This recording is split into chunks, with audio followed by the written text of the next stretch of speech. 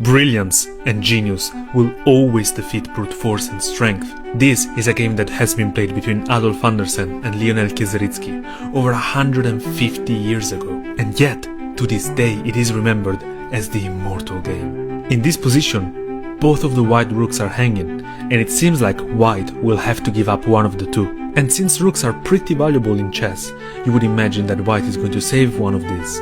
But you would be mistaken. In this position, Adolf Anderssen plays bishop to d6, now attacking the bishop, but of course the black bishop can simply ignore this and take the rook on g1. And now the issue is that if you capture this bishop, you're going to lose the other rook with check and be completely lost. But this game is not called the Immortal Game for no reason. And in this position, having just lost a rook and with one other rook hanging with check, Adolf Anderssen plays the last move that you could possibly think of.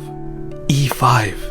A move that doesn't begin to make sense. This simply hangs the other rook with check, and now the bishop is also defended by the queen. The king has to move. But I want you to pay attention to something very important. Look at these black pieces, asleep, back in their starting squares. And now look at these white pieces, being so close to this white king, and all pointing towards him.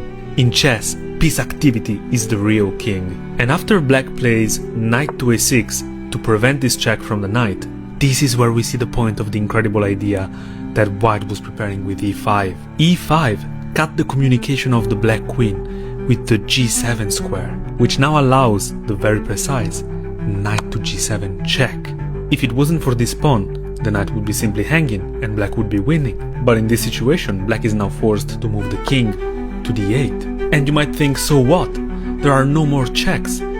This would be captured by the knight, and this would be captured by the other knight. Black is simply going to defend and then finish developing these pieces. But the black pieces are too late to this party, and Adolf Anderssen pulls up his sleeves and plays queen to f6. Being down 12 points of material, he gives up another 9 points, being now left with only 2 knights and 1 bishop. And yet, black is lost. This move, which forced the capture of the queen, because otherwise this was going to be checkmate, distracted this black knight from the defense of e7, and now bishop to e7 is an immortal checkmate. And just like that, Adolf Anderssen made sure that we would remember his name 170 years later. If you love historical chess, follow me for more.